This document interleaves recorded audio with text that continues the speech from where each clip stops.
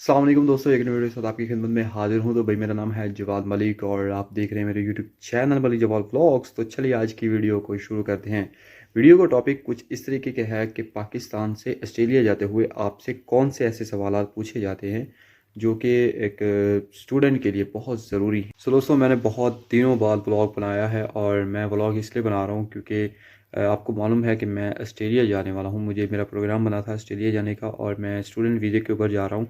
तो उससे पहले मैंने सारी तैयारी की, लेकिन तैयारी करने से पहले मेरे ज़हन में कुछ मैंने यूट्यूब के ऊपर रिसर्च की और उस रिसर्च के ऊपर मुझे इस चीज़ का पता चला कि जो लोग हैं वो बहुत ज़्यादा इस क्वेश्चन को पूछ रहे हैं कि यार इमिग्रेशन के ऊपर आपसे कैसे सवालात किए जा सकते हैं।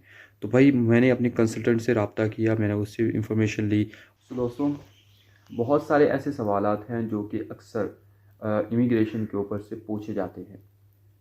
मेरे वीडियो का टॉपिक ये नहीं था। मेरे वीडियो का टॉपिक था कि मैं आपको बता सकूं कि वो कौन से ऐसे क्वेश्चन हैं जो ऑस्ट्रेलिया की इमिग्रेशन आपसे पूछ सकता है। अगर वो चाहें तो आपको डिपोर्ट भी कर सकते हैं और अगर वो चाहें तो आपसे बगैर क्वेश्चन किए आपको अंदर जाने देते हैं। लेकिन यहाँ पे 50-50 रिस्क होता है, ठीक है। इस चीज़ को समझना पड़ेगा आपको। तो मैं कभी भी नहीं चाहूँगा कि आप रिस्क के अंदर ऑस्ट्रेलिया जाएं। वो होता है कि कभी कभी किसी की किस्मत होती है तो वो बगैर क्वेश्चंस के आगे चला जाता है, कोई मसला नहीं होता। लेकिन और मैंने ये क्वेश्चन, आप ये सोच रहे होगे कि मैं अभी ऑस्ट्रेलिया गया नहीं तो आपने कैसे पूछा। तो नहीं भाई, ऐसी बात नहीं है। मेरे 3 दोस्त इस वक्त ऑस्ट्रेलिया जा चुके हैं और वो तकरीबन 6 मंथ से वहाँ पे रह रहे हैं। तो मैंने उनसे सारी बातें पूछी थी। मैंने उनसे कहा था कि आपके इमिग्रेशन से क्या कौन से सवाल किए थे और आप, सो उन्होंने मुझे सारी इन्फॉर्मेशन दी है।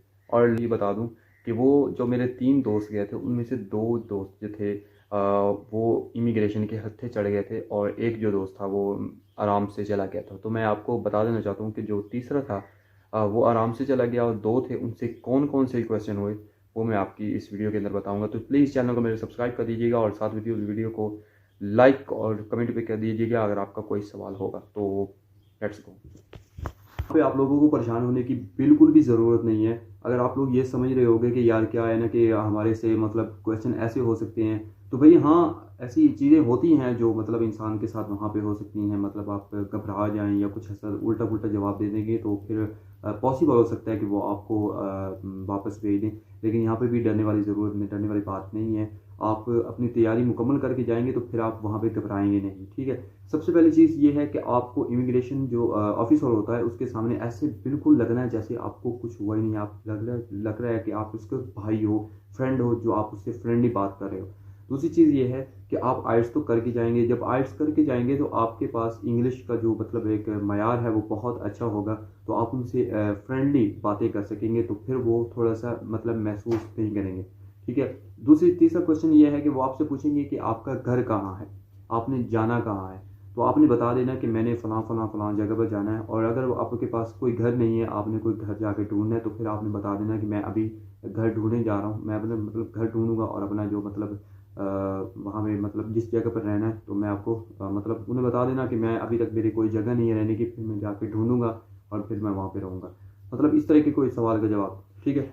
चौथा सवाल ये होगा कि वो आपसे पूछेंगे कि आप ऑस्ट्रेलिया किस मकसद के लिए आए हैं। तो आपने बता देना कि मैं स्टूडेंट वीज़ा पे आया हूँ, मैं स्टूडेंट। तो वह फिर पूछेंगे कि आपकी यूनिवर्सिटी कौन सी है, तो आप बता देना। और मैं एक चीज़ और आपको बता देना चाहता हूँ कि जो मेरा पहला फ्रेंड था ना, उससे ये तक पूछा गया था कि आपके पास मतलब आपने कितने का जो आपने इंश्योरेंस करवाई है, ठीक है जी, इंश्योरेंस हुई है। उसके बाद उनसे सवाल किया गया था कि आपके ने कितने डॉलर्स पे किए हैं अपनी यूनिवर्सिटी को, अपने कॉलेज को कितने डॉलर्स पे किए हैं, आपने कितनी फीस अदा की है।